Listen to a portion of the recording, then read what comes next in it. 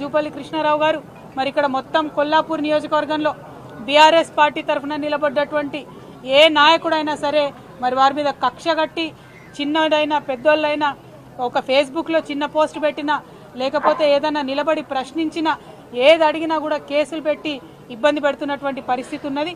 ఇక్కడ శ్రీధర్ రెడ్డి అనేటటువంటి మా కార్యకర్తను కూడా దారుణంగా మరి చంపడం కూడా జరిగింది. అయినప్పటికీ ముఖ్యమంత్రి సొంత జిల్లా అయిన జూపల్లి కృష్ణారావు గారు మంత్రివర్గంలో ఉన్నప్పటికీ కూడా పోలీస్ వాళ్ళు ఆ కేసు మీద పురోగతి లేకపోవడం అన్నది చాలా దారుణం.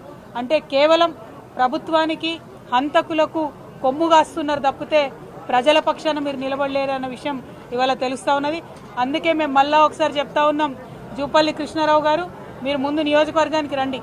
మీరు టూరిజం మంత్రి కాదు, టూరిస్ట్ మంత్రి లెక్క వ్యవహారం చేస్తున్నారు. అప్పుడో ఇప్పుడో వచ్చిపోవడు తప్పితే ఎప్పుడు వస్తలేరు నియోజకవర్గానికి.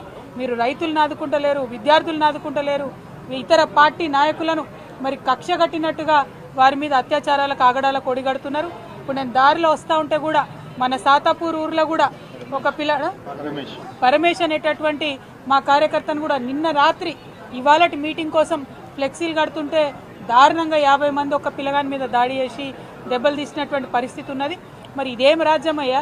ఎందుకు ఇట్లాంటి రాజ్యం? ఎందుకంత భయపడుతున్నారు మీరు? ప్రశ్నలకు భయపడితే ఎట్లా?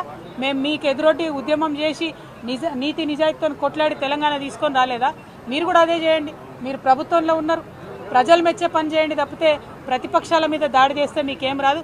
అందుకే మళ్ళీ ఇవాళ చెప్తా ఉన్నాం, ముఖ్యమంత్రి గారు మీ మహబూబ్ నగర్ ఉమ్మడి మహబూబ్నగర్ జిల్లా నుండే చెప్తా ఉన్నాం, ఖచ్చితంగా పింక్ బుక్ మెయింటైన్ చేస్తాం.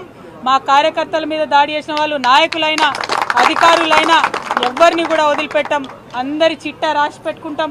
మాకు కూడా టైం వస్తుంది, అప్పుడు మాత్రం ఖచ్చితంగా చెప్తామని చెప్పి మరి అంతవరకు మొక్కవోని ధైర్యంతో మొత్తం 50 మంది కూడా ముందుకు సాగాలని చెప్పి బీఆర్ఎస్ పార్టీ నాయకులందరినీ కూడా కోరుతా ఉన్నాను.